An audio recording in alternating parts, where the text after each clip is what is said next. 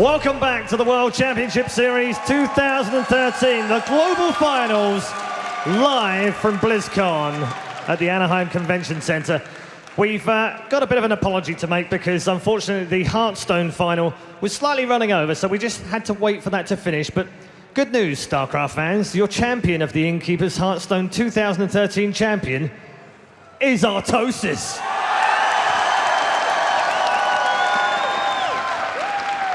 Just goes to prove that as StarCraft players, we can play anything. It's time to move on now for our second semi-final, but before we get there, we're going to get our predictions and our arguments from our moderating. Here's DJ Wheat. Thank you, Paul. And they gave you the good news. It comes with a heavy heart that I have to give you the bad news. Artosis will be retiring from StarCraft 2 to continue his professional Hearthstone career. So that's just kidding. All right, but congratulations to Artosis, as he is taking it all around. Someone was starting to boo you. No, they're starting to boo Artosis for losing his passion, man. Okay, we can't have two of those guys up there.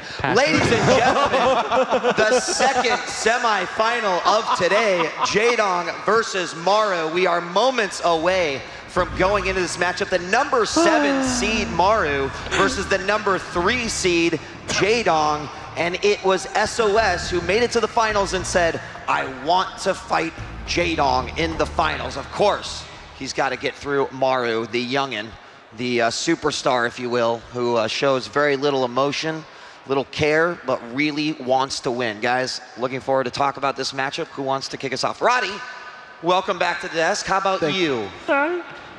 Hey. Hello, Marcus.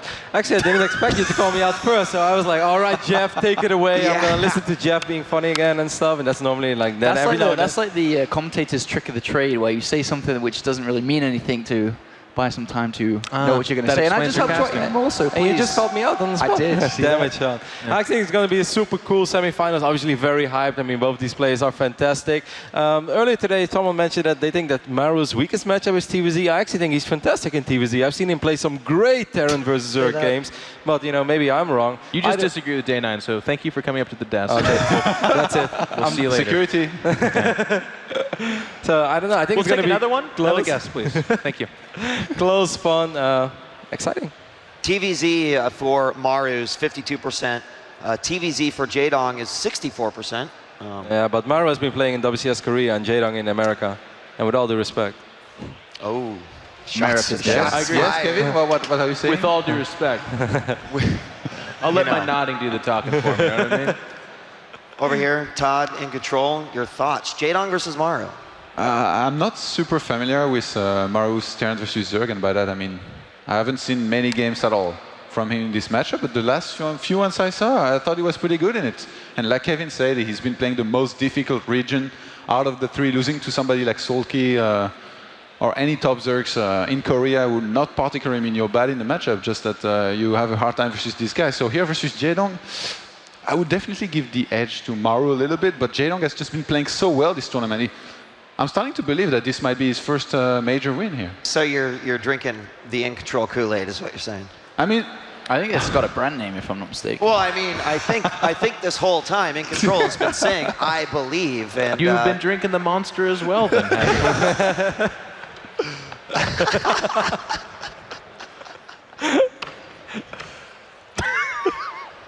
you? Todd, please continue. What an intelligent thing to say. okay, so my head says probably Maru, but my heart says Jaedong here. I might follow my heart this time. What does your dong say? My dong says Jaedong. His dong says Jaedong! Let's talk about what Maru has to do and what Jaedong has to do. You know, we had some insight into Jaedong's his approach to ZVT. Maru, I'd love to hear, you know, Paula, from you, what you think the most effective way to just destroy Jaedong would be for Maru. I think Jaedong has a couple of weaknesses when it comes to his Zerg versus Terran. Sometimes I think he makes counterattacks which don't work because using the playstyle that he uses, Jaedong, a lot of Zerg players will just wait until the attack comes and then look to crush it all as one. What Jaedong does very often is make that split decision to decide to throw units for the counterattack. Sometimes that doesn't work because it is very, very difficult to weigh it up if it will work or not. If Maru is making sure that he has defenses, whether it be turrets, bunkers full of Marines, and a mine or two left behind, and just kind of cover any form of counterattacks, I really think that could be a downside to Jaedong's play, because I can't remember exactly who it was. I think it was Bomber. He did a lot against that in the Season 2 finals, yeah. and every single time it didn't work, and his trades were very cost inefficient. Well, and I think that's a series worth talking about, right? Because, you know, certainly trying to win that first championship, looking to go in there, people hoping, well, at least it's a longer series, but the 4-0 made it look like a little bit of a struggle versus Terran. Of course, there's clashing styles as well, but would you agree with what Apollo says as far as what Maru needs to do? Well, absolutely, and I think it was Polt that did it to him even the season before that. Like, he played phenomenally, got to that final, and then all of a sudden it was a 3-0, 4-0 between Bomber and Polt, and they weren't close. It was a really hard series to watch for Jaedong fans. It kind of goes back to what I was saying earlier, where I feel like when Jaedong he takes those risks, and counterattacks are a risk. It's basically you saying, you're out mid-map, you're looking to attack me. Based on that, I'm going to actually attack you as opposed to defend. And we all know Zerg doesn't have incredible stacked defenses, so that's not really what he's relying on. He's relying on reactionary banelings, miscontrol, Marines walking on creep and getting bopped, whereas otherwise the Terran player would have full control of those units because there's not a counterattack happening, and perhaps they destroy the army and then win the game. So when Jaedong's able to do that and get the reaction he wants because he's hitting at the right time, he's got the information so that it's not like the army's approaching his natural, but rather it's mid-map. These are the kinds of things, these are the little things you have to look for to see a successful Jaedong series, because again, I need to remind people, he's not that soul-crushing, just overwhelming force of like, there's creep hitting the natural at minute 9. You know, he doesn't have 46 Mutalists where everybody else has 23. He's not like that. Right. He's a very much so micro-risk series kind of guy. He wants to get in their head and he wants to come out on top because that's what he needs to do to win. But I think that's the real key to Jaedong's success, I think, with his victories in every single time, because if you do not play that style, let's say he makes the right decision every single time, then he prevents players like Innovation, who all throughout their attacks are basically trading. And when you've been trading, they're always bringing more and more and more and more, and it will never stop. So if Jaedong's able to pull it off successfully, that can also be to his benefit too, because that you have to prevent the Terran player from taking the third easily and securing it. You must never really allow them, or I guess you're going to have to eventually, but you've got to slow them down from taking the fourth and the fifth. These are very important moves. All right, I know there's much more to be said about this matchup, but the players are ready, and I know that the entire BlizzCon Convention Center here at the Convention Center is ready as well.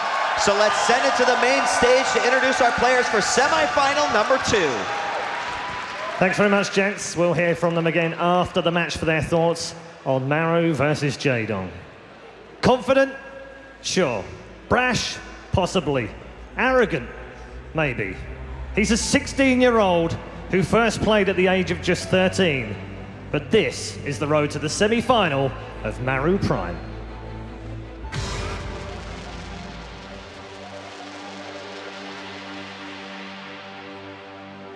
Ladies and gentlemen, the WCS Korea Season 2 champion representing Prime, Maru! Next match we've got coming up, it's Maru versus MC. I've read interviews of him, I heard him in interviews. I already know I'm the best Terran, so at this point I'm just trying to win the tournament. Maru is just microing so well now, dodging all the storms, just on the edge of the storm line, and when it does land, he just moves immediately out of it here. As we can see on the mini-map, this is just power play for Maru. 4th command center, units streaming across, and MC may be broken here day 9. MC's just getting wrecked. He has to tap out. GG, Maru takes the series to 1-0.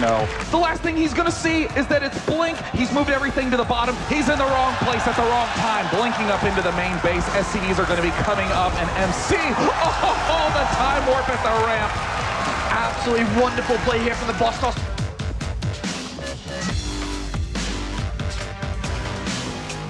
The Colossus has not begun to take damage yet. The Blink Stalkers, oh no, the Colossus getting surrounded, gets taken out. Maru has shut MC down at the front. The early Stargate pressure not gonna be enough, and MC is looking close to falling. The boss toss, who came in as the most successful SC2 player of all time, is eliminated. Maru proves his win in Season 2 was not a fluke.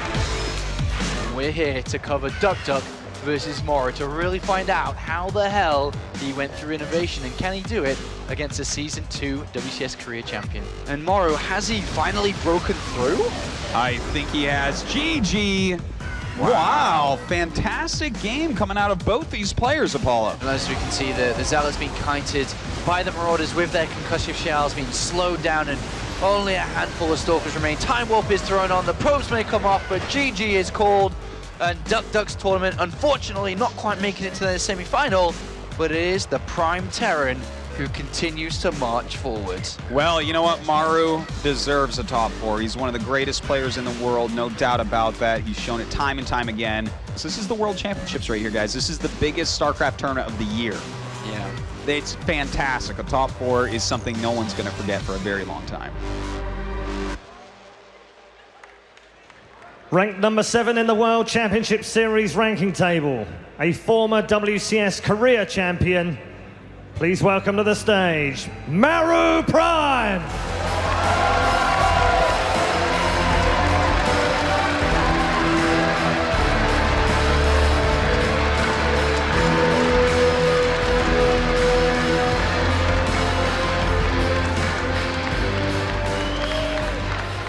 His opponent is the last Zerg left in the competition.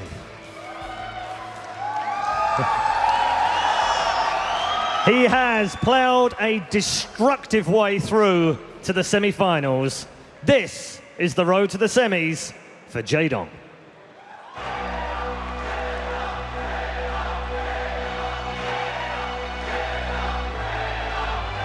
He's, of course, the Tyrant, a 4 times runner-up this year. Evil Geniuses, Jaedong! 14 more Zerglings are coming, but Banelings will be morphed. If Jaedong breaks this front wall. Jaedong, Banelings being morphed. Jaedong, the answer to the answer. GG! He's playing on another level now for almost anybody. Banelings assaulting, the Hellions get surrounded. Oh my God.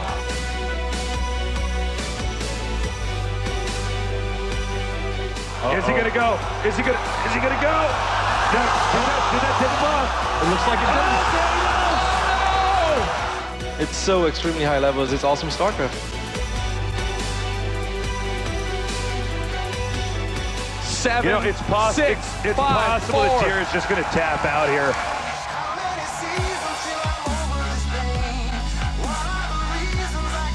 Roaches, Lynx, everything is going to be assaulted, and there it is!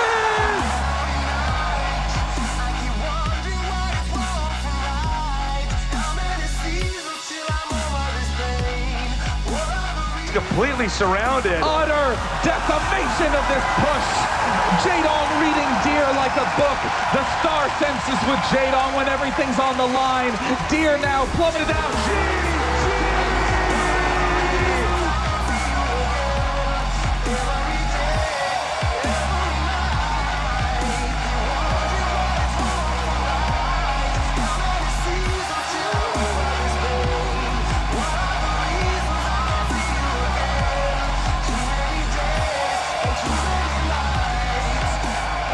Amazing. I mean, absolutely amazing. Ladies and gentlemen, ranked number 3 in the world, a 4-time runner-up in 2013. He is just 2 steps away from turning Kong into Dong. He is Evil Geniuses Jaedong.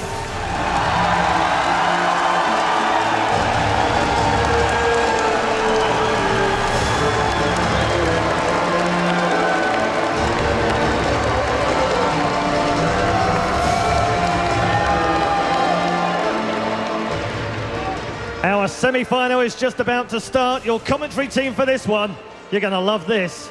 Take it away, the Plot Brothers! What's up, guys? It's Tasteless and Day 9 here. We're at the WCS Global Finals here in Los Angeles at BlizzCon 2013.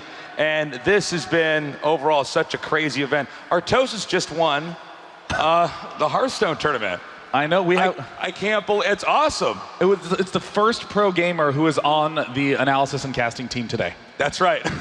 Professional Hearthstone player, Artosis winning the hearts 1 RNG at a time. Winning the hearths. So we got a really interesting matchup today here. We got Jaedong. He doesn't need much of an introduction, but he's a legend. He's lived through the ages of esports. I know esports is a pretty young thing. Yeah. But he's been around from the beginning, and he's still here. We got Maru, who's so young and super new. Again, it's the old versus the new here. Yeah, I mean, the map downvote going to be an interesting choice. Pretty much everyone always downvotes Polar Night. We've also been seeing that there's a marriage proposal to the right. We'll have to find out if we, I wind up starting a family after this match. Whirlwind is the downvote from Maru. What do you make of that, Nick? I'm not shocked because Jaedong is like so good on these big maps as any Zerg is. And Jaedong taking out Polar Night. Polar Night's kind of a wonky map in general. Smart decision. Now, both these guys are super good at engaging, so I feel like a lot of the way the early game can pan out in TVZ is going to be one of the factors in how they select the maps here. A Derelict Watcher going to be first here. Now over to Maru. Fantastic choice, Derelict Watcher, a big open map with lots of counterattack routes, just like Jaedong loves. Akalon waits from Maru, the correct answer in my eyes. Yeah, it makes Shuts sense. down the counters. He can actually turtle up and go into late game on that map easily. Belshir, Vestige here. Wow, now that's an odd choice given what we've normally been seeing out of Terran players, that TVZ, very, very strong for all Terran players on Belshir Vestige. I mean, Frost and Yunsu going to be maps 4 and 5 makes sense, but I really think that map number 3 is going to be the critical match. I got to agree with you, Sean. And it looks like it's time, guys. Let's get hype. Jaedong versus Maru. We are so close to crowning the world champion. Oh gosh, we were talking about this, when the hype videos were playing. Yeah. We always want to count out Maru. You always want to count him out. I've been casting him. Okay, first of all, so for Maru's super young. I think he started playing StarCraft when he was like 11. I believe he started competitively, professionally at 11. And I actually don't have this information. I want to say he's 16 now? Yes. Yeah, 16. Yeah, I guess you got confirmation it is 16. But, I was casting this kid for years in Korea, and I sort of got used to counting him out because I would just see him lose frequently. And, Yeah, he looked like a weak Marine King Prime. Right. He was actually his first GSL at 13. And he was good. He was definitely like a prime Terran, but I never really thought he would get to where he is now, and I don't know if anybody can stop this kid. When you're in Korea, there's compulsory military service for 2 years, and usually that messes up most pro gamer careers because they have to stop playing and practicing, and we don't see pro gamers come back from their military career and do very well. But when you're this young, like Maru, I mean, he doesn't have to go to the military for like years and years and years and years. So he's got crazy potential. WCS Global Rank 7, a very deadly player. The 52% really doesn't show what his form is in the Terran versus Zerg matchup. I do, though, think that it is his weakest in terms of his in-game performance. Yeah. He has one tool at his disposal to be able to win this series, and that is his, probably bar none, top 3 Marine Marauder control. Yeah, he wins in engagements. He makes me, I feel like he's a Marine King 2.0. We'd see Marine King engage a lot. And oftentimes, he probably shouldn't be engaging in that moment, but his control's so good, he wins anyways. Yeah. I feel like Maru is an improved version of that, where he pretty much only engages when he should, or when it's going to be even, and he always comes out on top. So better, engagement, decision-making. Over here, we got Jaedong. Yeah, Jaedong, I mean, I think that his Zerg versus Terran, once upon a time, his weakest matchup, we saw him 0-4 versus Polt, 0-4 versus Bomber in Season 2, and he's pulled it back and made it one of his just unbelievable strengths. And we saw that in Season 2, Jaedong going into WCS Season 2 was weak at Zerg versus Protoss, but focused on that and went undefeated in that matchup. I'm really expecting the same story here versus Terran. He's 3-0'd MVP and made it look easy. He is the favorite going into this series. Yeah, I have to agree with you. He is definitely the favorite. Maru's really kind of had a rise to power, I would say, over the last maybe like 6 to 9 months or so here, where he's really been pretty dominant. But if you look at raw experience, which I think is crucial, especially in a live event with a massive audience, whether it's here in the convention hall or just online watching, experience helps out a lot. So that's something you got to keep in mind. Our map is going to be Derelict Watcher. Interesting to note, heavily vetoed during Seasons 1 and 2. That's the most important thing to note. Most players were favoring the more standard-looking maps, the Whirlwinds, the Belshir Vestiges, but here, Derelict Watcher. Though it is a very open map, we've seen Terrans be able to figure out how to conquer these positions, and the biggest struggle for Zerg is, how do you secure the 4th base? There's 2 big locations to choose as a 4th, but how do you defend it? What is going to be the big late game composition? And interesting thing to note about Jaedong is that, you know, like all Zergs, he's going to go Ling, Bane, Ling, Muta, but what you'll see is that he builds up lots of Banelings earlier, before the attack begins to move out. And if you do attack, he'll use them for defense like every other Zerg, but if you don't, he sets up flanks, he sets up counterattacks, he places burrowed Banelings everywhere. Jaedong really is stretching the small units to the brink of their efficiency. Yeah, he's able to eke out a lot of damage and get a lot of just overall map security with a very small amount. We are moments away from starting this game. Wow. Your prediction, Sean, going into this match? Honestly, I'm leaning to 3-1 for Jaedong. But, you know, we were saying before, Maru is the easiest player to count out. Yeah, at least for us, I'm just used to, you know, not expecting him to win. But over this past few months, I have to say, you never count Maru out. I think it's going to be 3-2. I don't know which way. I'm leaning a little bit towards Jaedong, but you never know. All right, guys, it looks like our map is loading up. So let's get noisy in here at BlizzCon 2013 here in the WCS Global Final. Maru, our Terran, Jaedong, our Zerg. The map is now loaded up. Introducing our players over here in the upper right at the young age of 16, a prodigy. Give it up for Maru.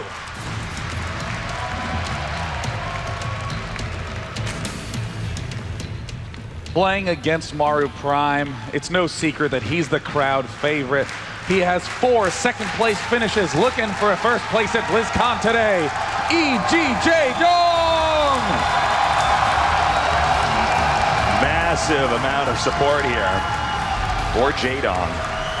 And it's hard not to. He just seems to know. Oh, he's going for a 10 pool. This is brilliant. We've seen Maru go for, in all matchups, command center first, over 50% of the time. Yeah. And this is generally considered a map where it's risky to do that. You probably don't want to be doing that, but you know what? Most Zergs are going for that really fast. Oh my god. Oh my god, he hasn't built a barracks yet. Most Zergs are going hatch first on this map. Where's it going to be? I've seen the money get spent.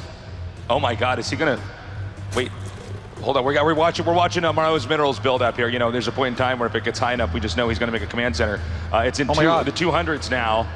This is really bad right now. Jaedong might just hard counter Maru. Oh my god, in game number 1, Jaedong opening up the series with the metagame read. Jaedong is scouting for any proxy. Oh god, he is going to make a command center. Oh, there it is. He's moving down. Is he going to do it at the bottom of the ramp? It's going to be a low-ground command center. Worst possible move here to open up.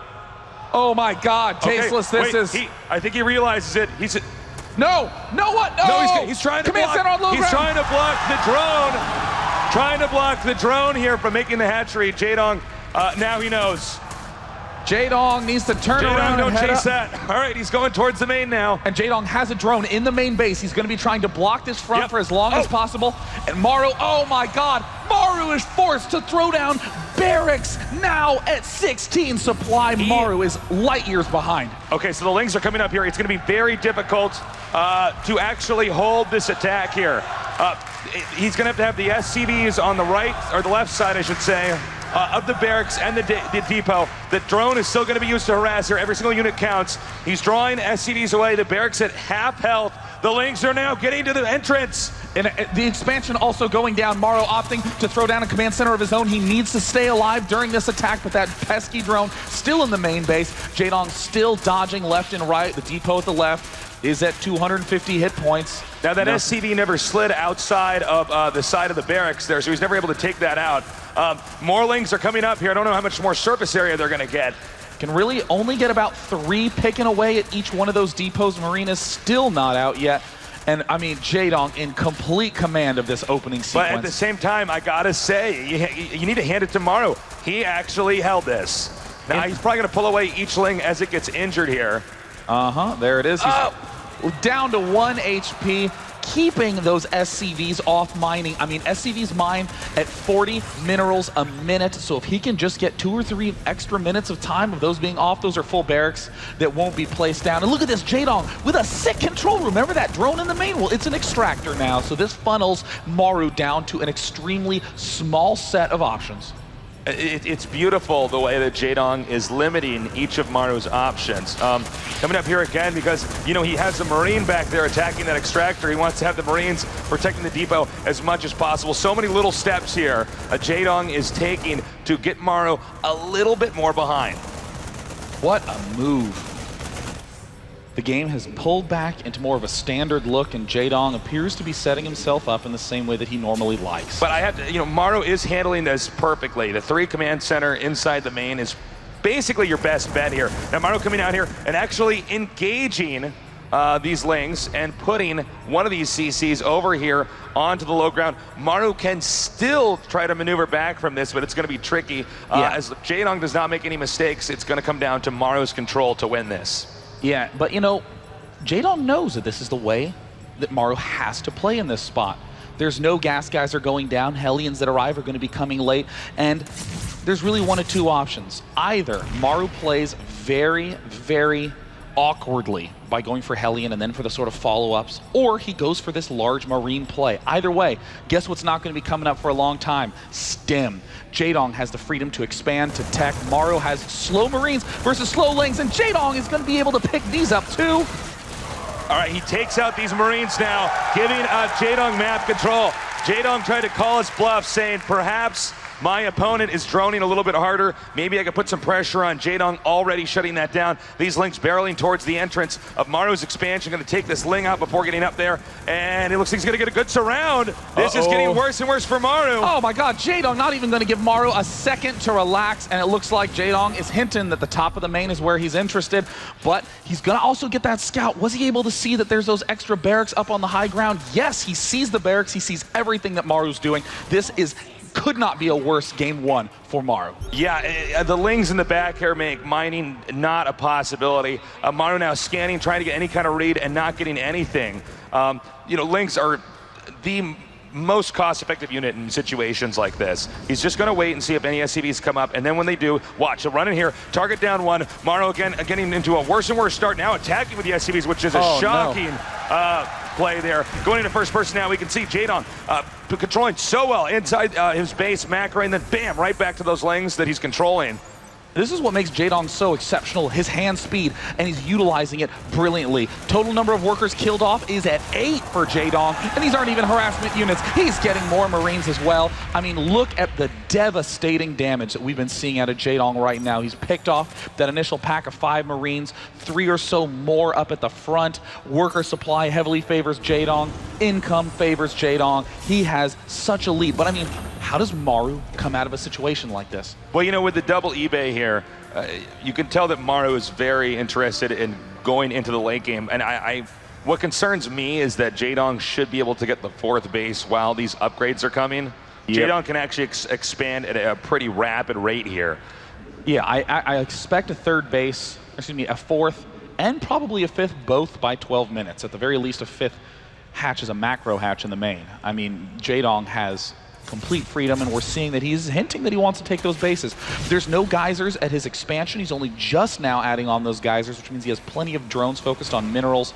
His creep spread is looking good, and Maru's doing a very ballsy move that I think Jaedong is going to shut down again, taking the 3rd. Yeah, I'm at this point in time, I think Maru is starting to realize he's just out of options. I mean, it might not be the safest move, but there's not much else he can do. He's going to have to lift this up. Now, bear in mind, that's not making SCVs when it's in the air. Yep. And he's going to go for Banelings here. Is that CC still in the air? Or did he just land that to land a mule somewhere else? Oh, yeah, he just my landed it to land a mule, but now he is expanding. God. This is really bad. This base is so exposed right now. A heinous misplay from Maru. He's going to try to assault this. The Zerglings alone can take it out, but you know what? Jaedong says, hey, that is a fresh, open, juicy main. Let's take that one down. Storm in the front. See you later, bunker. Zerglings assault the main. Stim only just now finishing. Banelings also continue to pour in. Banelings now intercepting these Marines. But really doing a nice job back there was Maru shooting down some of them, but there just might be too many Lings. There's actually a second group of Lings coming up here now, and all these Marines pretty badly bruised. I believe he's warping, or morphing, I should say, more Banelings. No, he's not. He's going to just go ahead and just continue to attack, move into here. Smart move. He's linging Maru to death, and this will reduce Maru's Marine count tremendously. And then what does that mean? Maru can't aggress. Maru can't defend his third base. And when the Mutalisks show up, then Jaedong will only have a matter of time before he's forced Terran all the way back. Third base has landed for Maru. We see a macro hatch also en route for Jaedong. But how does Maru come back from this? You know, this is getting worse and worse and worse. At any moment, Jaedong can opt to just go to that third base, and that's what he's going to do right now. More Banelings coming in here, and Aspire on the way here as well. Jaedong's got to be careful, though. He's only just now gotten the geysers at his third base, and that can put him way far behind. But we do see drones beginning to move out, thinking about taking those extra expansions. Maru clearly can't land a third. Maru still has to deal with this threat. All right, he's coming up here now. The wall-in is not closed up. And this actually might be the killing blow here. This is too many Banelings. And now so many SCVs are going to be taken out. Perfect execution by Jaedong. Back to back to back smackdown plays. Puke and creep over at the third base. Oh, but he did land the command center in time, but I don't think that's going to help that much more. Supplies 50 to 95. Jaedong nearly doubling his opponent. And there's probably going to be more Banelings morphed in over here. Jaedong not taking a fourth. He's staying aggro on this. This is just, I mean, sure, it might make sense from Jaedong's, or from the strategic perspective. Jaedong went for the 10 pool. Maru walked into the play, and ever since then, Jaedong has been battering Maru back down. But think about the psychological impact of that in a best of 5. Yeah, for sure. In game 1, Maru gets shut down, gets busted with just Speedlings, gets busted with Banelings, gets his third busted 3 times already. And this is his first push, the first attempt. Zergling's counterattacking. I mean, this is so psychologically difficult to come back from. Now, here's the problem is, yes, he can pick up here in these medevacs, but I was about to say that, yep, there are mutas out, and that's it. GG. Beautiful play there. Yeah, Jaedong beat me to it. I was saying, it's too bad. His medevac's moving out. Yeah, he could pick up and avoid Lings and Banelings, but it's, we're at the point in the game where mutas can come out, and that's exactly what happened. Maru shut down, and I really like what you said back there, Sean, that this is a really bad way to start a best of 5. Yes. It's not like you were up 2 games, and then in game 3, this happened and you lost. I mean, essentially, is Jaedong's telling Maru, I know exactly how you play, and I'm just going to counter it. Oh, yeah. I mean, and, you know, just one more thing.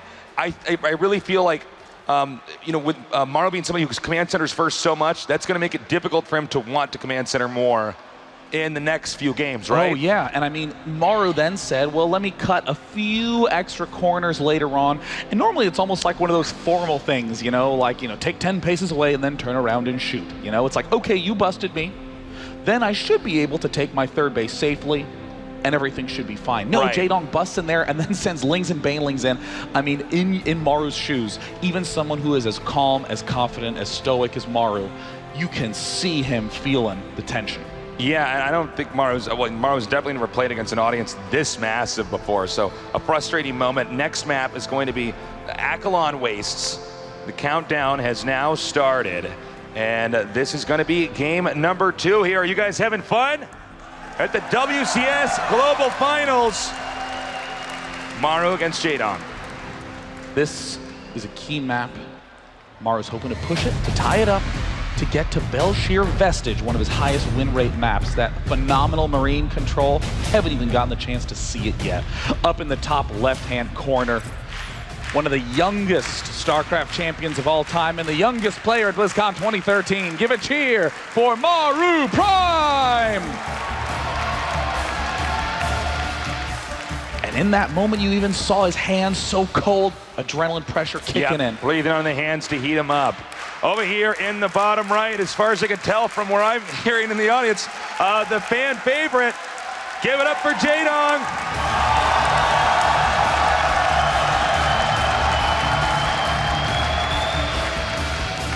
You know, at the caster desk here, we have soundproofing headphones, you know, so that Nick and I can hear each other as we talk.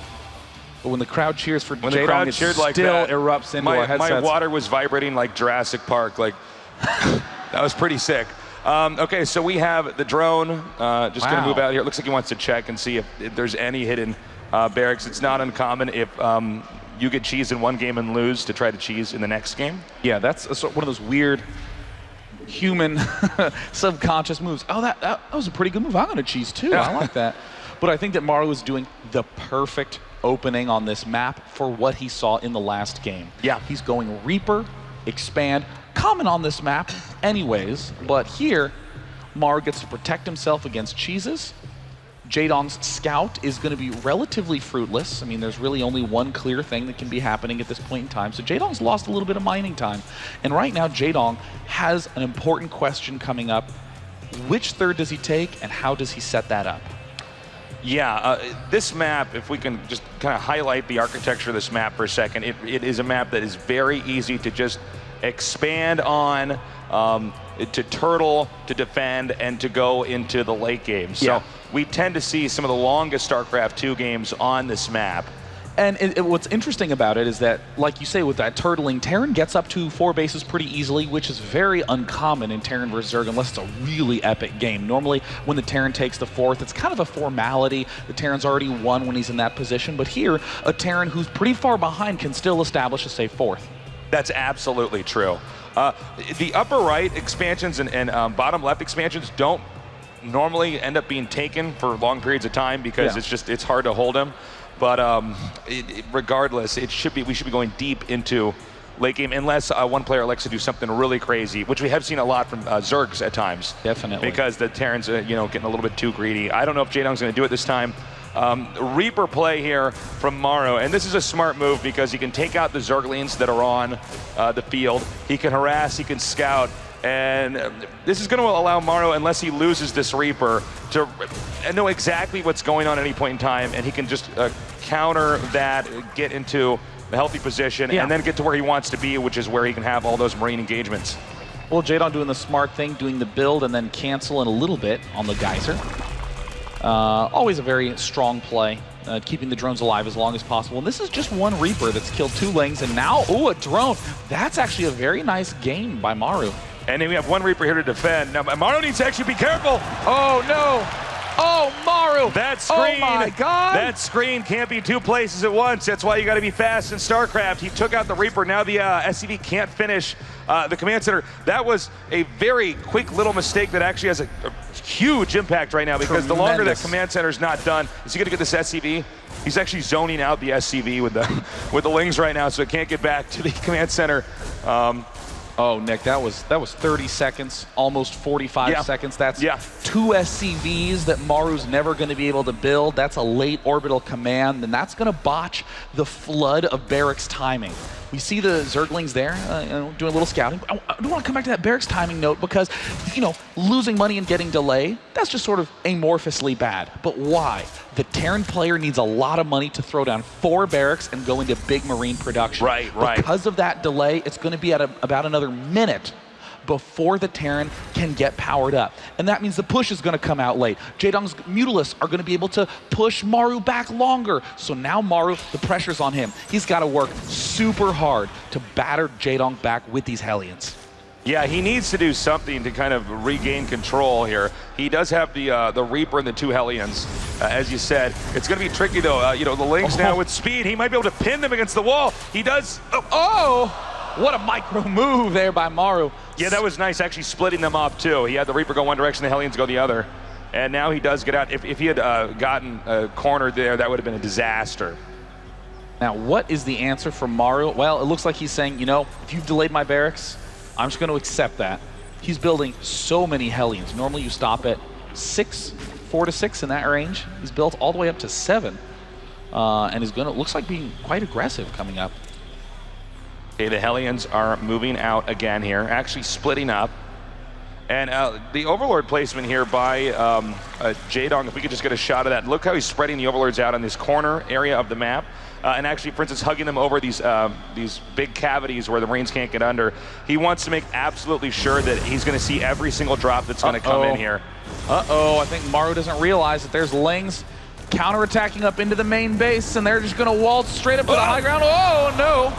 But still, the natural expansion is under threat. Jaedong loves these counterattacks with small, basic units thus far. Only 3 SCVs have been killed off, but the Marines don't manage to make it back. His Ling zoning is so sick. He just blocked that off. Right. From Marines from getting inside that bunker. So there's more Lings parked outside here. Oh my God. Jaedong isn't teching. He's just built. Wait. He got spotted. And he needs to get these Lings out of here. And yeah, he is just continuing to make Lings. He might try to do a bust here. Don't do it, Maru. Oh Maru's about to get surrounded. It's going to be, he might be able to trap these Hellions. These Hellions are way out of position. Does he know? It looks like Jaedong is just, oh my God. And the barracks flood is late due to the delay. The Hellions are coming back. They're coming back.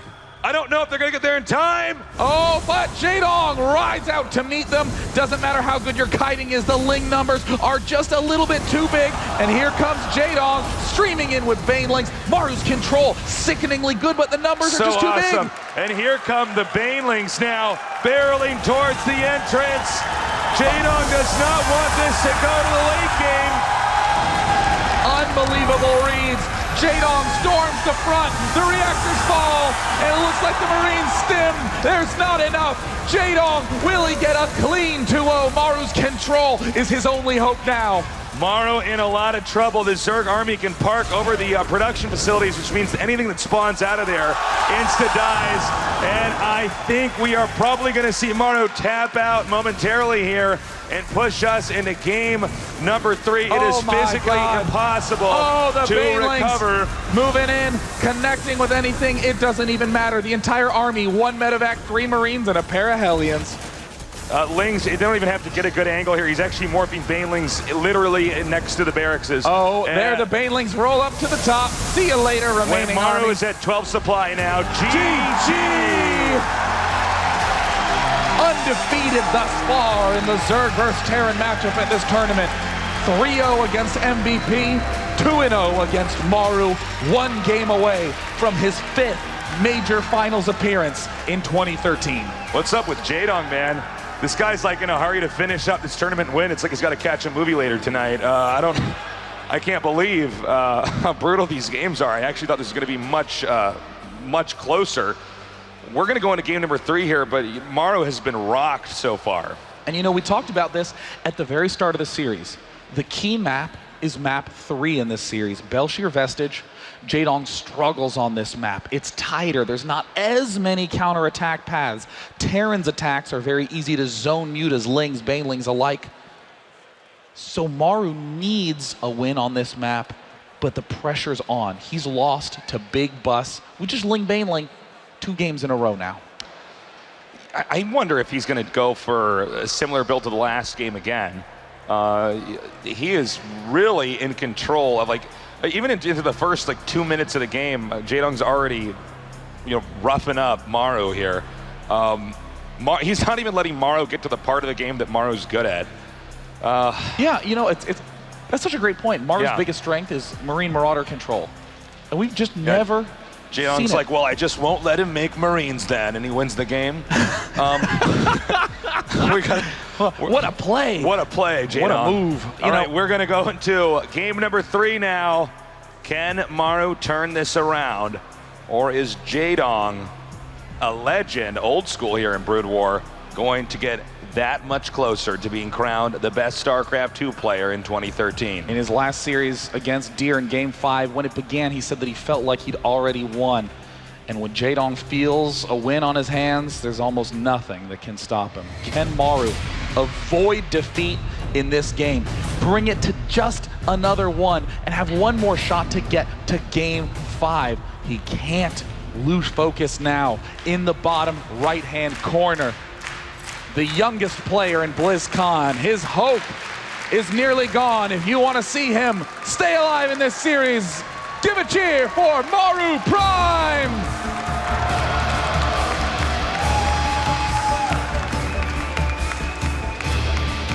And in the upper left, the undisputed best Zerg in Brood War, now here to become the undisputed best player in the year 2013 in StarCraft 2. Get loud for Jaedong.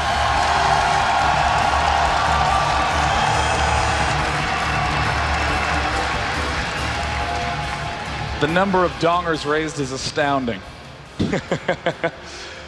So we do have an early drone scout here. I don't think we're going to see Command Center first from Maru for the rest of the series. I mean, assuming that, like, let's say Maru keeps on winning, I still don't think he's going to do it. Jaedong seems to really be okay with just aggressive play. And, you know, I want to come back to what we saw last game. The delay of that Command Center. The little subtle move sending 4 lings off. How Jaedong's able to exploit that with the follow-up attacks, and the Marine numbers were just not there because of the disruption Jaedong caused early.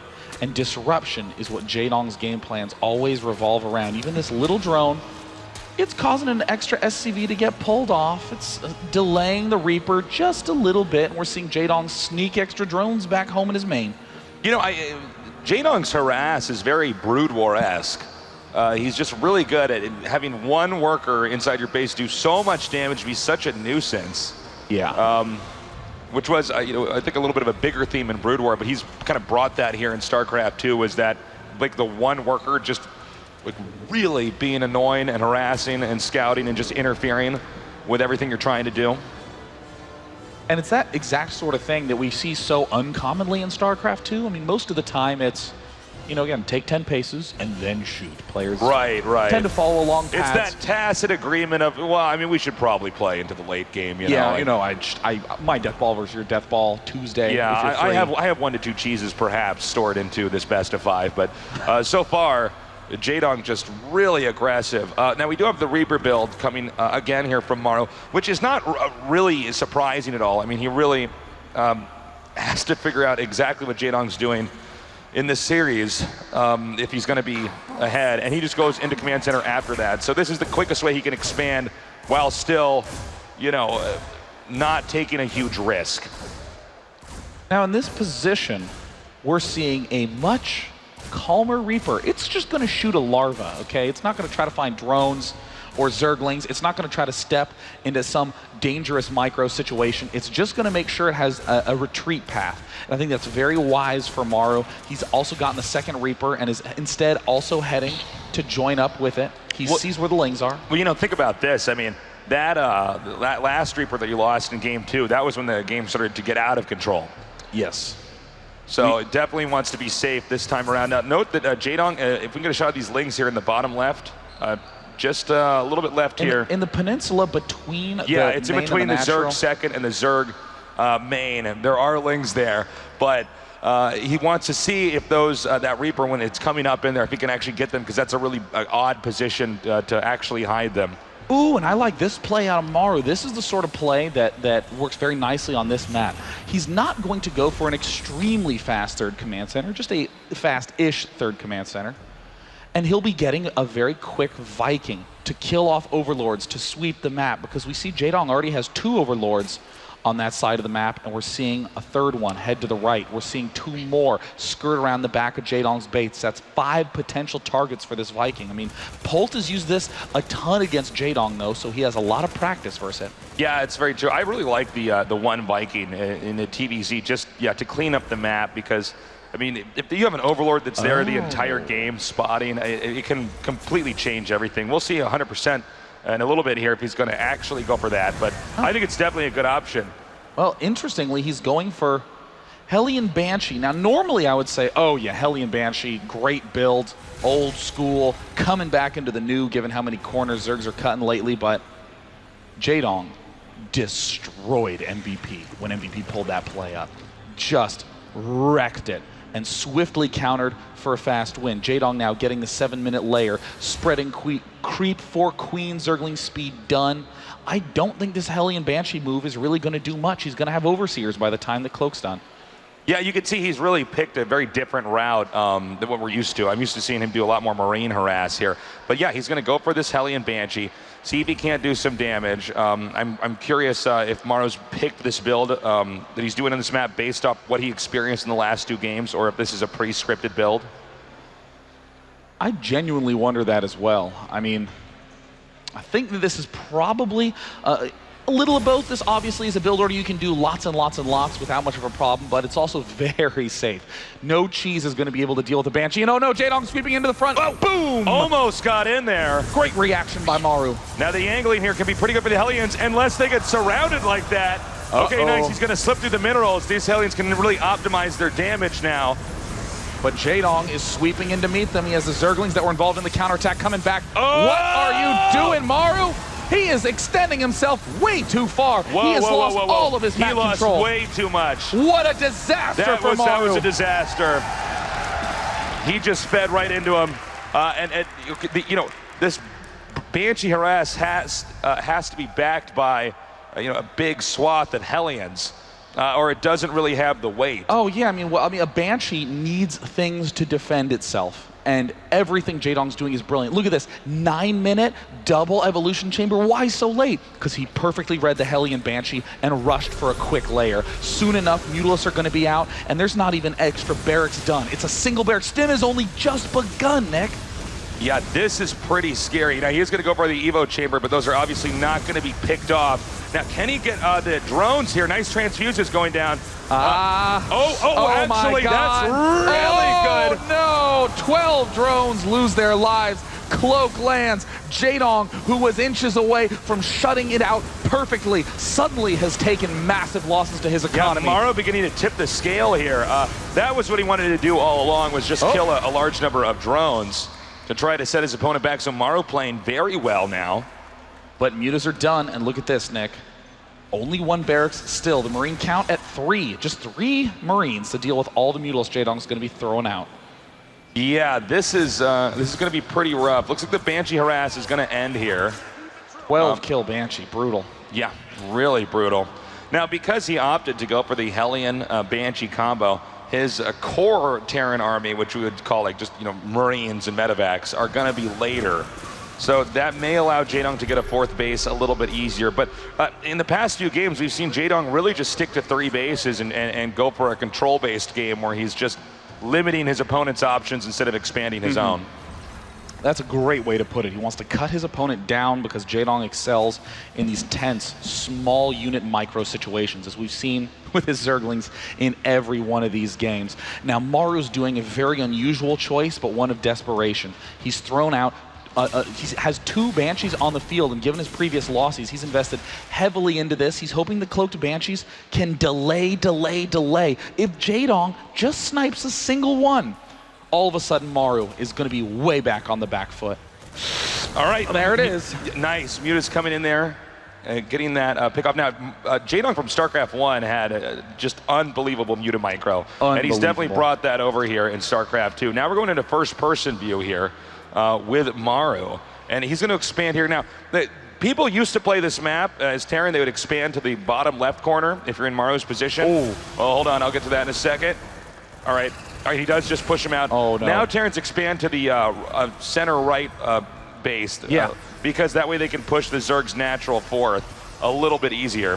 Very aggressive way to play, but Nick, I don't know about this. While Maru's doing all of this, he's building add-ons at all of his barracks. That means there is no reinforcement set coming. Yeah, and all those are reactors. I mean, that takes a long time to make, so it's going to be an even longer time before Marines are out here. This base is pretty exposed. It's not as easy to defend as the bottom left base, but if you take the bottom left base, Zerg then just gets the 4th, and obviously Terran wants to stop that. Yes. So what Maru's going to be doing is attacking so that this 3rd base of his is not bothered by Jaedong. But the question is, can he, with his good control, take on Jaedong? Now here's something crazy. He's sweeping on in. He's going to be able to surround these Hellions, and down they go. The Banshee's going to take a fall too, but the Banelings haven't connected yet with the Marines. The reinforcements for the Marines are nowhere to be found. Where are they? The risk that Maru took to get the add-ons is not paying off. Jaedong is going to break the 3rd. Yeah, we have some reinforcements coming up here now. Jaedong may regroup and attack in here. No, he's going to go right for it. Doing a ton of damage, just tearing through. Now hitting the workers, forcing the Marines to chase these mutas now. I don't know how much more energy is on those medevacs, but I'm pretty sure that he's probably just going to regroup and attack in here again. And so Maru's going to wall off now this location and go into hardcore defense. But look at Jaedong swinging lings along the left side. Maru desperately trying to wall off his 3rd base. You normally don't want that walled off. It's way too vulnerable, and more importantly, it cuts down your own ability to attack. But Jaedong, who had only 5 Mutalisks, sees that the Terrans on the defensive has swelled up to 18, and the counterattacks begin. Okay, the Mutas now can come in here, and this is perfect angling. There's the ground army is not going to be able to attack as easily, but the Mutas can clean up these SCVs. We see now Maru running over here to try to defend these SCVs, with the Mutas already escaping. There's a small drop over here. We'll see how quickly Jaedong can deal with this. We do have some more links coming up here now. He will most likely pick up and go into the main from here. Brilliant sensor tower positioning, and look at Maru. He's been on the ropes this whole game, but he's holding strong. He's powering up 54 Marines on the field, and there ain't a lot of Banelings yet, only 8. Maru actually has a superior supply to Jaedong right now. Now he's spreading out really nicely here so that Banelings, the splash damage can't do as much as, you know, the Zerg would obviously want. Now Jaedong did take his 4th at the far left. So what Maru's going to do is try to push into the 3rd. This will be a little bit tricky. Let's see if Maru can do it. Jaedong now barreling down. He's going to try to snipe every medevac that he can, but he realizes that now is not the time. The Zerglings do march deep into the main base of Maru, and some more SCVs are going to lose their lives. You know, he actually is doing such a good job with dealing with this army. He just ran out with the Banelings. He's using the Mutas while Maru's distracted with the Zerglings in the main to just shave off the corners of these spread out Marines. And now Jaedong's going to back up again. Supplies dead even in an attack en route. Oh, the Banelings! Why, the mines, what were they doing? Taking nap time, not connecting with those Banelings. The Marine count continues to tumble. The Mutalisks are being controlled magnificently. A pair of Spine Crawlers go down as Jaedong really feels the pressure, spiking up at his 3rd. Okay, another attack coming in here now, and this is a very small Marine ball, but if he can just get into this corner and get that hatchery, Jaedong looked like he wanted to go for a counterattack, then changed his mind. Now attacking in here again. This is Maru's greatest strength, engaging in these angles properly. No more lings, it's Mutas. I think there's just barely enough Mutas. Oh my God, but Maru has done tremendous damage. Now chasing the rest of this out. The medevacs boost out to escape. More reinforcements coming in here. But, you know, the foothold that Maru had outside of Jaedong's base is just not there anymore. Wow, Maru took a seemingly unwinnable situation and has turned it back around. Look at the 4th for Jaedong. Hardly anything mining right there. That means there's not really going to be very much gas for more Mutalisks, for more Banelings, all the key units. 25 Zerglings are out, and guess what? No macro hatch. This means that essentially it's only a matter of time. As long as Maru's able to control his units perfectly, he's pumping out the perfect biomine mixture. He's going to try to move in here again as scan, but doesn't really reveal that much. Most of those units were outside of the scan, those Banelings morphing in here. And I believe we have a counterattack down here at the bottom. So Muta's actually just trying to get this Marine army to slow down. Now, again, Maru is in a supply lead. So Jaedong has to have some pretty scrappy play if he's going to win this. No burrow for Jaedong, so it's hard to find where those big players are going to come from. These Banelings have got to be supremely careful. There's mines littered everywhere. 9 on the map right now. Pretty good Baneling connection, but Maru's pulling back into this funnel. A beautiful angle, but the mines don't quite... nicely wow. done! Now the Lings will come in to complement the Mutas, and Maru's beaten back again. Another attack over here on the far left, though. Jaedong's supply is dropping. But oh the right my base. God, but that might not matter. It looks like all the SCVs are going to tumble down. Maru's going to lose a command center. He's going to exchange it. 3 base versus 3 base. It's all about efficiency, and the biomine is one of the most efficient compositions in this game. Jaedong knows he's got to pick off medevacs. He's got to pick up any little edge that he can. The SCVs are open. What an insane game 3, Nick.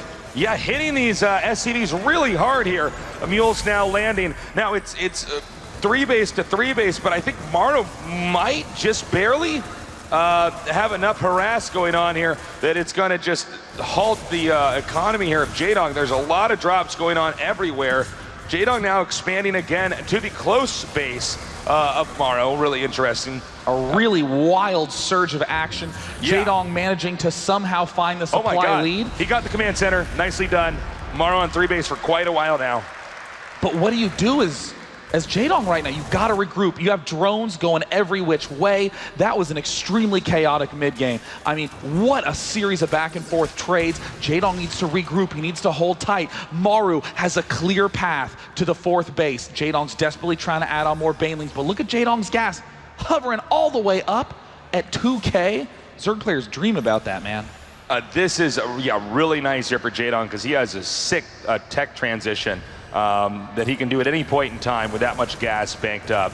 Now we have Jaedong coming down here. Now Jaedong has to be very careful. Maru has been ahead in supply this entire game. It's just been Jaedong doing a very good job shaving off little armies here or there. But there was this one moment, a few minutes ago, I should say, where Maru hit that far left base, dropped into the main and to the second base, and that was where things really slowed down for Jaedong.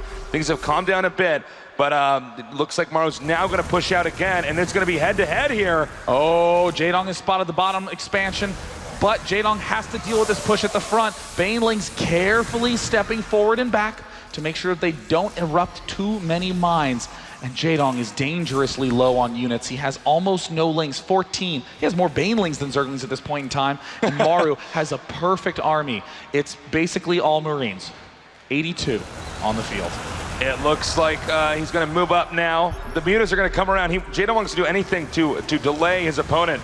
Things are slowly slipping out of control here for Jaedong. He's now going to engage. Whoa, no. Big risk there. And Banelings now coming down and connecting. Oh, the mine answers in kind. GG. Maru still got a shot. It was a close game back there. He'll have to win the next two if he wants to move on here. What a move by Maru. Taking all that sick damage, doing so much to stay in that game despite everything Jaedong threw at him. That does mean that now Jaedong leads the series 2-1. It's not going to be a clean sweep. Marcus, what are you guys thinking about over there? Well, definitely thinking about the fact that we've got game 4 right around the corner. Jaedong with the lead currently 2-1, and we're going to make this quick. So we'll start with you, Apollo. What do you think? So far, Jaedong with the lead. Obviously, 2 very aggressive games. The macro game comes along. Maru seems to have a little bit of an edge. Even though Jaedong's winning, I really think Maru was very surprised coming into this series of what to expect from Jaedong, whether it would be aggressive or normal play. And I think he got caught off guard a little bit in the first 2 games. But even though he got caught off guard in the first 2 games, he played very well in game number 3. But it's still very difficult to come back from a 2-0 deficit like that. All right, over to this side. Todd, or In Control, your thoughts on the matchup so far? I'm surprised Apollo does not speak nearly as much when we're on air. Feisty. We were actually talking a lot about strategies and everything that was happening, and like there was a lot of good thoughts going around. But yeah, in that third game, I really feel like Maru finally played the game plan that he wanted to go for, and just was solid enough not to take damage or die to these all-ins that Jaedong have been throwing at him. Yeah. Belcher Vest is also a really tough map for that parade push. I feel like we've seen this kind of classically a lot. I really like the third base placement of Maru. It allows him to rally to a central place that's both important economically, but also acts as a staging point for that aggression into what Jaedong wants to be his fourth. We saw him forced to go to the left side of the map, but that's just a very droppable spot when you got that rally going to the right side of the map. So really good. All right, real quickly, next map is Frost. Yes, yeah, let's talk about that. See that? Well, we're on the same page, Apollo. Yeah. A nice big map here. It's going to be very difficult to continue that same style that we saw on Belcher Vestige. Frost, it really depends on where they spawn as well, but this is a lot harder for Maru to play that same style.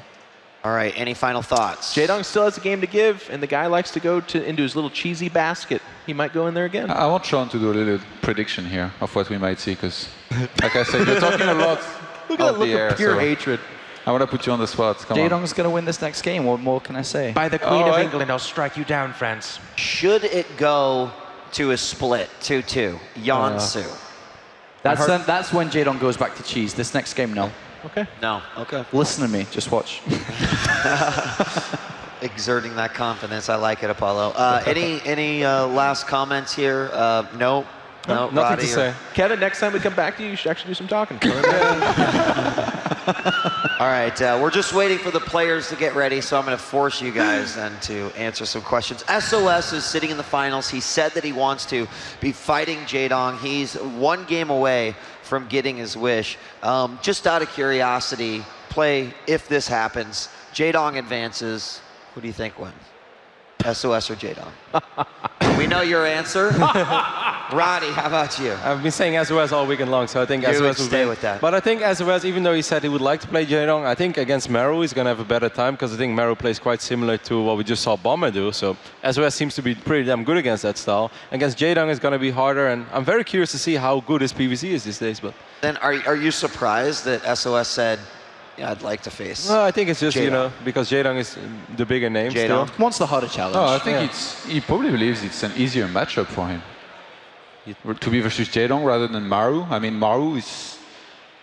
He might not be the best Terran versus Protoss, but he knows how to multitask, how to play very well in general. And I don't know, SOS probably has some confidence versus Zerg. I agree, Jaedong does not know how to play in general. Protoss has been doing pretty well against Zerg these days. And then Sulky was like, no, Protoss is not. And then Dier was like, well, yes, Protoss is. And followed him. So maybe SOS is quite confident in the matchup. Well, Can I say this too? sure. The audience today has kicked some serious ass. You guys are freaking awesome. Thank you. It is so cool when they call those players out, and it's actually rumbling. Tasteless said it felt like Jurassic Park. It did. It is But actually like rumbling. 17 T-Rexes coming down. It's crazy. All right, guys, it sounds like the players are ready. Game 4 of our second semifinal is moments away. Let's send it back to the caster's desk and get this game underway. Thank you, Marcus. You know, Frost, the biggest map that we have in the map pool, the biggest map that has really been in the pro gaming circuit. Now, normally we say bigger maps favor Zerg, but once it gets too big, suddenly it's hard for the Zerg to manage the multiple drop aggression. We got the chance to see Startail Hack annihilate Jaedong on this map, building way more medevacs than the average Terran player, and that is definitely up Maru's alley in terms of style. Yeah, absolutely, especially with his harass engagement style. Maybe that could play into it. Maybe we'll go to game number 5. We're going to find out soon as the map has just now loaded. Let's get noisy in here, guys. We're going on to game number 4 with Maru and Jaedong. Spawning down in the bottom right-hand corner. Was down 0-2, his life on the line. He's managed to put a win on the table. Can he do it again? From Team Prime, it is Maru!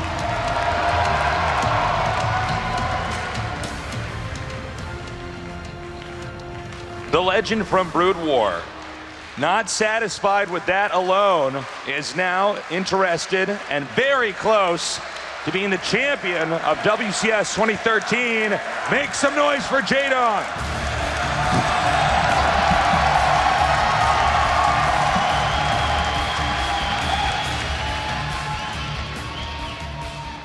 Thousands of people here in the StarCraft 2 hall, packed up, all the seats full, people standing in the background.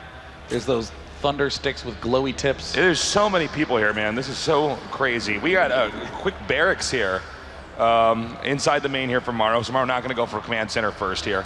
They are both hugging the right side of the map. This is a pretty tough position for Jaedong to be in. Yeah, there's 2 angles to get to the opposing player's base.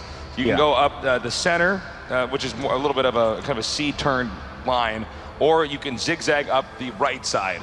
But that means that you can have counterattacks on both sides. It's hard to get good angling a lot, especially in mid-game. Here's going to be the strategy for Maru. He wants to jam as many units up that right edge as possible. There's no way to be surrounded. You know exactly the side that Zerg can approach you from. Oh, Jaedong. Here's Jaedong's plan. You know what's hard to do on a big map? Scout. Time to go 3 hatch before pool. Remember in game 1, what did he... Never mind, guys. Guys, this is enough. He's not going to do it. All right. All right. So he just... he wanted to mine a mineral from there. I guess I think he might have done that, and I don't know if he scouted something. He might have seen the SCV over there, or the Marine. So, okay, so he's going to get the command center down here. The Overlord now being chased out. Is he going to lose an Overlord? That's a pretty tremendous loss. It's at 80 hit points now. Yeah, if he loses that, that would be a big no-no, especially this early in the game. It's getting pretty low, actually.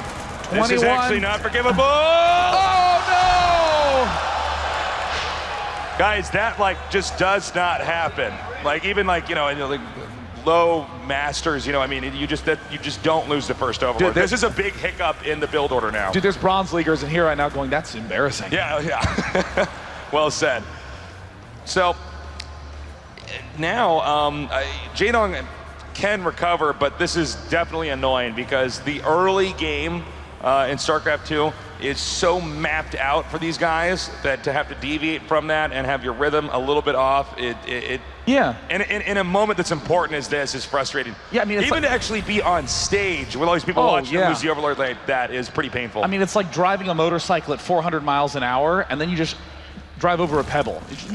Crash immediately. I mean, that's how fragile these builds are. Jaedong is going to be advancing forward with his first lings, trying to spot what he can. Interestingly, Maru has selected the opening that is going to be best against the sort of I killed off the Overlord play. Double gas down. There's only two things that Maru can be doing now. Double factory Blue Flame Hellion, the popular choice on this map, or Hellion Banshee. Yeah, it's going to be interesting to see what he chooses to do. You know, Maru so barely won that last game. I mean, Jaedong was actually behind, or I want to say like 90% of the game in supply. He was behind and still holding his own. Absolutely incredible play. Really crazy. I mean, oftentimes just about 20 supply behind, and that's a tough hold. Factory 2 has just gone down. And you know, now, it's possible he's going to just get a bunch of Hellions. There's different variations of how, what, you know, are you going to get Blue Flame Hellions, or are you going to get just double reactored Hellions? But what this strategy is hinged on is blazing into your opponent's base, surprising them, burning down all the workers, and then, you know, from there the Zerg's so behind, you have a series of other options you can go to win the game. But if it doesn't work, then either Terran is stuck going mech, which I don't really think would be good on this map for the way it's shaped, or the Terran has to switch into bio but is behind because of the decision to get those Hellions out early on. Oh, Jaedong struggled against this in the WCS North American, both in Season 2 and 3. Now this upgrade, the Infernal Pre-Igniter, the Blue Flame upgrade, is about 2 minutes to build. And look at this, Jaedong's getting Overlord speed. He's not quite sure what's going on. He could get the scout off, but how do you deal with Blue Flame Hellions with just Zerglings?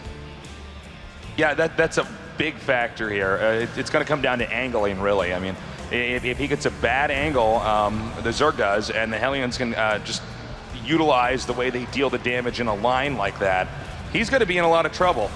But don't forget that in game number 3, excuse me, when the Hellions came in, Jaedong just trapped him very easily, at least on that first one. Oh, this is such a tense moment. This is where my heart begins to fail because everything can change in an instant. Jaedong scouting in. He moves in to the natural. He sees it.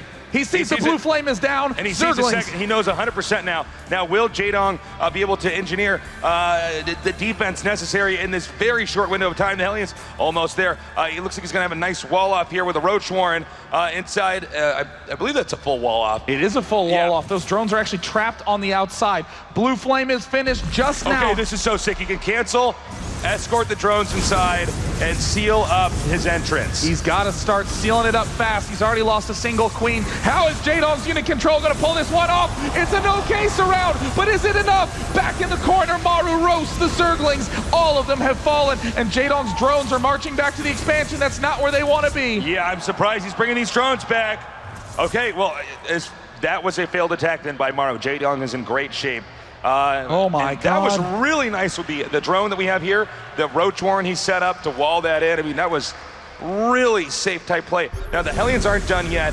Looks like he might not be going for too much more aggression because he's going to get rid of just the creep tumors. He's not going for, you know, the money play, which is to take out the drones. He wants to keep these Hellions alive so that he's safe for when he transitions into bio. As you can see, +1 attack and +1 armor here for Terran, and Stim is on the way. Ro4 looks like it is going to be the choice for Jaedong. He's going to be going straight for speed. His layer's done. Will he be going Spire? Well, not for a little bit. It looks like those Hellions are doing a nice job denying the creep spread. The queen count up at 5. Roach, not as quick a transition. All right, we have the barracks now coming down here. But remember, because of these Hellions that we see right here, he's not going to be able to get them out any quicker. We have the 4th base on the way, and I don't know if Maru's going to end up scouting that. That would be the most logical place for a Zerg to take, but, well, hold on thought, actually, because we have the Lings coming up over here. Oh, my God. Again, a Maru. run by Maru's making big errors like this again and again, letting Zergling slip into his front and see everything that's going on. The supply lead does rest with Jaedong, and oh my god, Nick. Jaedong has a missed rally point at the north at the third hatch. There he's going to be able to see it.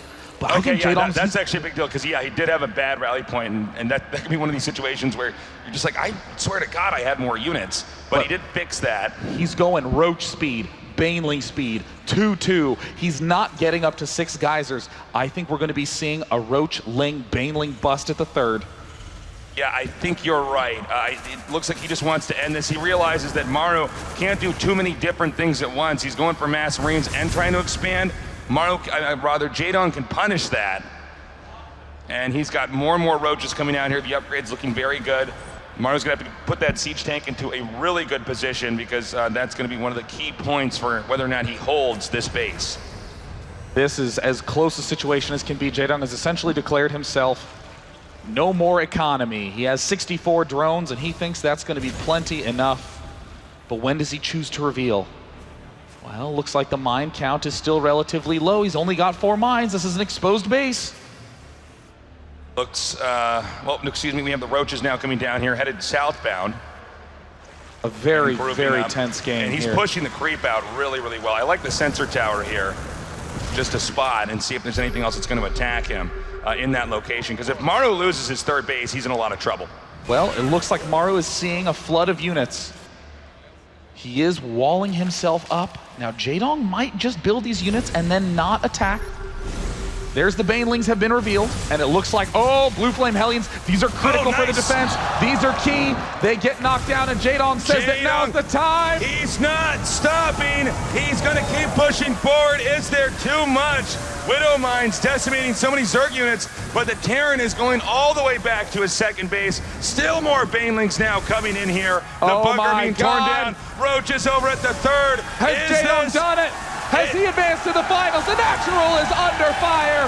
Is this the beginning of the end? Spire goes down. The third is going to fall. Maru has to retreat to his natural expansion. The bunker at the back is not enough. The orbital command center is burning down. The front still not secured. Fourth base down for Jaedong. He has all the options. 122 to 80 supply, and Maru is shot back to 2 base. Completely wiping out all these depots in any position that Maru had. This is going to be an incredibly difficult situation to get out of. In fact, Jaedong may even go in for a kill here if he wants to, by making a bunch more Banelings. The Spire, by the way, also on the way. Fourth will not be contested. What an incredible series. What a sequence by Jaedong. He's smashed down the third. What did he see his opponent building? Siege tanks, the 2 factories at the start. He needs to use those defensively. But you know what doesn't shoot up very well? Siege tanks, Nick. He's going straight into the Spire transition. Never said anything truer. I don't like to lie on air, Nick. Well, we have Maru trying to push out and just gain some ground, maybe push back that creep. Maru is going to take this space over here. Now, if he loses this location again, I don't think it's possible for Maru to gain any lead at all in this game. Yeah. I mean, this is just the hiccup in the mining timing, the amount of workers that are lost. Everything it's really bad. Yeah, 31 workers killed off by Jaedong in this game, and the Mutalisks are coming out now. There's 12 Mutalisks that are going to be joining in. Maru at his natural expansion doesn't really have too much other than his rally points. He's sending out some medevacs to do some maybe damage, but Jaedong's lockdown on this vision is too tight. Yeah, and you know, he's getting mutas now, so usually drops tend to lose their efficacy once mutas are on the map, because they can just get hunted down. Jaedong right now at 174 supply to 146. The medevac's picking up, but these mutas are en route right now. Mutalisks have total freedom. They're going to pick off SCVs at the third base. Continued devastation by Jaedong, who's locked up his own bases tight at Jaedong's natural expansion. 3 spore crawlers to prevent any drop. Over at the top left, 2 spine crawlers to deal with any missed medevacs, and the creep spread, amazingly, is almost to the third base of Maru on Frost. All right, another scan here. He's going to try to edge out, but this whole map is booby-trapped right now. Jaedong coming down. He's going to pick up again. We do have a drop in the upper left. Oh, Jaedong spots it like it's nothing. Zerglings and Mutalisk rushing up to meet it. Easy target fires. This is bad for Maru. Nice micro there, by the way, moving away with his mutas. He's gonna, I think, actually just corner this medevac right here. Great target firing by Maru to try to reduce the Mutalisk numbers. Only 10 remain, and he is able to boost out of there in time, but the Mutalisk provide chase. 82 Zerglings coming out. It's going to be all the way up to 100 Zerglings soon, and Maru has the right idea in mind. There is one attack left for Maru. I think Jaedong is interested in dishing out the killing blow. Can Maru hold on? If Maru holds on, maybe he still has a chance, but he has to keep this third. Oh God, he's unsieged. He's unsieged. He's unsieged. Will the Burrowed Banelings be enough? Will Jaedong retreat? He's getting out of there. Yeah, there are. Oh my God, Jaedong! You're kidding me. He has no. Oh, he scans, but he doesn't know about the 4 that are down here at the bottom of the screen. He's literally in between two. A counterattack at the far south. Moving up here now. To the natural expansion. Jaedong's going to begin storming in from the top, but the natural is under fire. There's Banelings and Roaches there. Burrowed Banelings haven't popped up yet. Okay, oh, and there it is. Nice detonation there. Lynx tearing up the main. You can see Jaedong knows he can probably end this. He's just surveying all of the area around the Terran's base to try to figure out what's the best way to execute Maru in this game. And it looks like the Widow Mines all detonate. They're all designed to pick off the Mutalisks, but in this position, the Mutalisk count is still not very high. 14, 11 more in production. We see burrowed Zerglings in the main. Jaedong knows how to use that burrow so effectively to lock down Terran aggression. But here's what I'm worried about, Nick. +3's done for Maru, and there's not a transition out for Jaedong. He's just now gotten Hive. He's getting 3-3. He needs to get Adrenal Glands, Infestors, something to help support this big force. The Muta's just trying to shave off anything Terran here and there. It looks like he's setting up again for another big attack. There's Lynx in the main. I don't know how they got there, but... I mean, this burrow is so nice for Jaedong. He's continuing to do these big swing arounds, and look at the left side. The natural expansion seems to be the vulnerable point in Jaedong's eyes. Okay, the Muta's now regrouping here. Jaedong is now identified also that he's going to try to take the 4th here. Oh man, that is just barely out of vision. And there's the connection down at the south side. Jaedong in true Zerg fashion, Nick. He's got to be so careful here. Now the attack is coming down here. We have a big army coming down from the north as well. Now burrowing these Banelings is Maru. Does Maru have his eyes everywhere? Now taking out the siege tanks. Oh no. The Banelings in the natural expansion, and he's not going to be able to get them off. Jaedong is everywhere. Maru can't even leave his base, and there's a pack of 5 Banelings there ready to rip down anything that walks on top of it. It's actually so hard to follow all the different things that Jaedong is doing to beat Maru in this game right now. There is so much action happening everywhere. Now, Maru still has that 3rd base, is taking the 4th base. If Maru can last this out, maybe he can do a counter push here, but again, still Jaedong maxed out and now finishing up everything else in the Zerg tech tree, so he has every possible option. Well, with the Thors out, it's another sign that Maru feels defensive. He feels like he's on the back foot, but Jaedong's counterattacks are never ending. He's preparing yet another assault at the 3rd. Those 5 burrowed Banelings in between the bases are still a threat, and Jaedong's also sweeping with Mutalisk to try to do another doubled up assault hitting at the bottom left. But it looks like Maru is going to be doing his first ride out to meet Jaedong, and Jaedong's going to have to start playing mighty defensively. The double drops at the bottom left also get spotted down. You can see Jaedong has Maru completely surrounded here. Maru really does not have any room to get out on the map. There's still traps inside of Maru's base that he doesn't know about. He could even unbro those, for instance, and try to go hit the 4th, the workers that are there. There's a lot of different ways that Jaedong has this. I mean, you got to give Maru credit for even staying in this game for this long. Okay, now, he's going to try to chase these SCVs away, but it does not work. And Maru is still... beginning to stabilize very slowly. You can see Jaedong has backed off and is saying, all right, I'm just going to try to get more ahead now. Well, Jaedong's now going to begin to try to apply pressure to the south base. Maru is going to get an opportunity to burrow these mines, and Jaedong has to retreat. Maru is just barely hanging on in this position. I mean, he is at 4 base, though. I mean, he does have the opportunity to stabilize. Yeah, he absolutely can. I mean, you get Terran on 4 base, all mining, and they're in great shape. They can go all the way into the end game with a Zerg. With 5 Ultralisks popping out now, it's going to be up to the fungal growths. The mine count not very high. Decent number of everything, but Jaedong's just not letting his armies join together. He's just doing more and more and more and more countering. Looks like he was actually trying to free up some supply there since he was maxed out.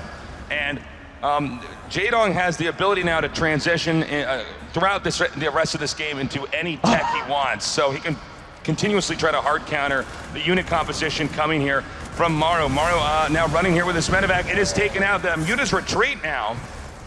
And I mean, in the meantime, Jaedong has secured bases in the top left, covered in spines and spores.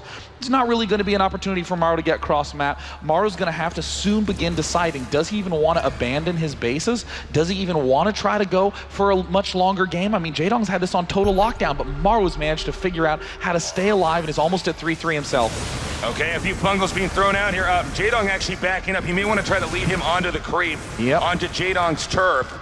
Small counterattack coming in over here. Will it hit those SCVs? We'll find out shortly.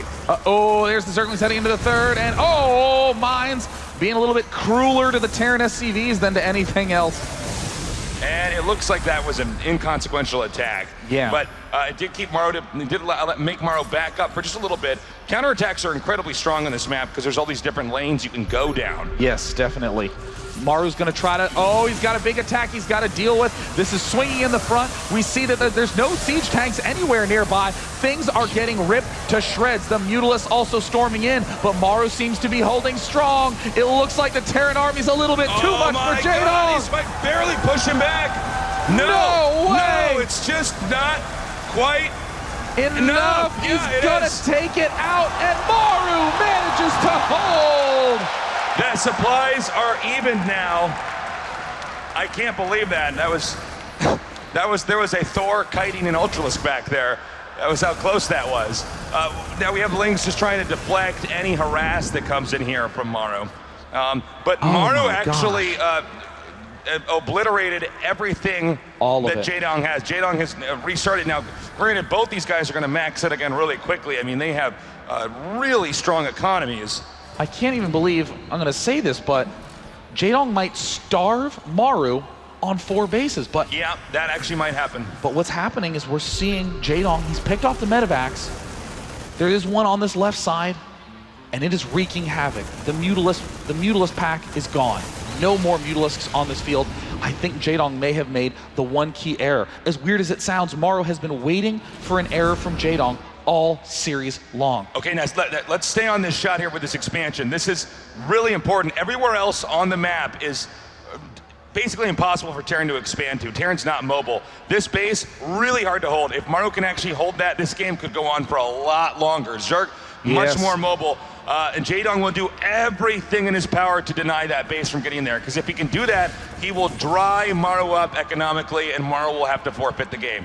We're seeing Broodlords in production at the natural expansion. Jaedong getting picked away at ever so slightly up at the north, and it looks like Maru gets distracted briefly. We'll keep those alive, but no Corruptors are heading up to join these medevacs. Jaedong is amazingly defensive right now.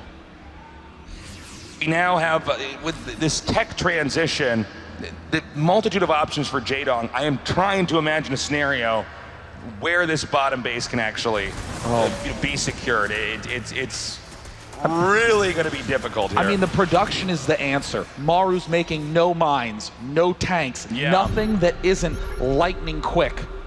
And interestingly, this Broodlord Infestor suffers against exactly the army that Maru's building. You make a great point, Sean, because when you end up facing Broodlord Infestor, you just don't engage it. You just kind of run away from it and attack somewhere else. South base, under fire. Small pack of Lings proved to be too much, but big push in the middle. Jaedong is moving forward with all of his forces to meet it. Zerglings on the left, Ultra Infestor on the right, and Maru is going to try to engage. All right, Maru picks up now. He's got to get away from those Infestors. Nicely done. He's trying to steer the Broodlord, this death ball that we just saw. He's trying to steer this away. Yes. From any of his bases. So we're going to see a lot of counterattacks from Maru. We're going to see Maru behaving kind of like a Zerg here. God, the defense of Maru has been incredible this game. To think that he had been battered back to 2 bases due to a brutal Roachling, Baneling all in from Jaedong, who then snapped back and continued to apply pressure with Mutalisk, Burrow, everything in the book. But is this the Doom army to end the game? Okay, he's now coming down here. keep in mind, this is an immobile army, or well, very immobile army here from the Zerg. He has to go very slowly. Now Maru's going around. He's dropping here. He's also got a small group of units moving around here. We could get into a really weird base trade scenario. Jaedong's got to be careful. He's got to pull away from that command center. The Planetary is dealing a lot of damage. Jaedong is about to lose his critical mining bases. He hasn't taken the center base. They're actually about to go into a complete economic drought here. Somehow, Maru actually managed to get almost all of his entire army up here to the upper left, and he's going to take everything out. Baneling's moving in. Jaedong having an answer. Maru still trying to apply pressure through, but Maru's main is not going to be around long. These Banelings got to be the heroes to keep Jaedong's Expos alive, and it looks like he's managed to clear out most of the forces. He absolutely has. Meanwhile, these Broodlords and Infestors are slowly chewing through the remainder of Maru's base here. Maru may actually have to pick up and start hiding buildings elsewhere. The only thing going for Maru really is this small mobile army and this base at the bottom left that the Zerg could take out at any second. 33 drones to 20 SCVs. These players have hardly any economy. The income tab shows that these players are just plummeting down to almost nothing. But Jaedong hasn't yet counterattacked the most important part on the map, the bottom left expansion for Maru. That is all the opportunity for Maru's future game right now. But Jaedong's going to be carving out the main. No supply depots, no production, nothing else. It means that there's one army left remaining for Maru, and it is the one at the north.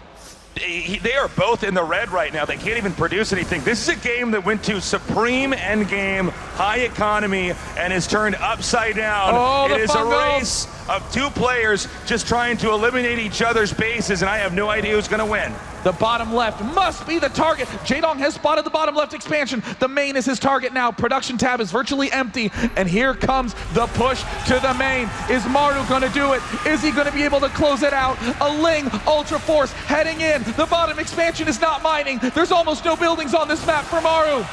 He's going to go try to kite this army up here on the high ground. Jaedong is now out positioned in his base. Where are the buildings? There's no more buildings. This is it. I think this is it. Jaedong. If Maru loses all his buildings, he loses the game. In an elimination race with no income on either side, Jaedong takes Maru to the supreme late game, wins the series 3-1, and now is in his 5th 2013 final. Incredible. He's done it.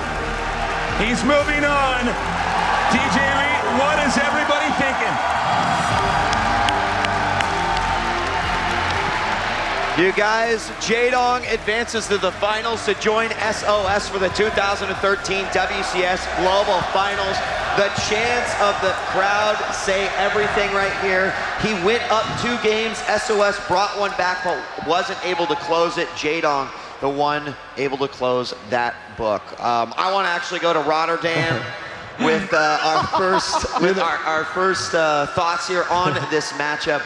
There was so much discussion actually about the back and forth that happened in that game. And although it might not have looked that way at the end, there was certainly a lot going on in game number 4.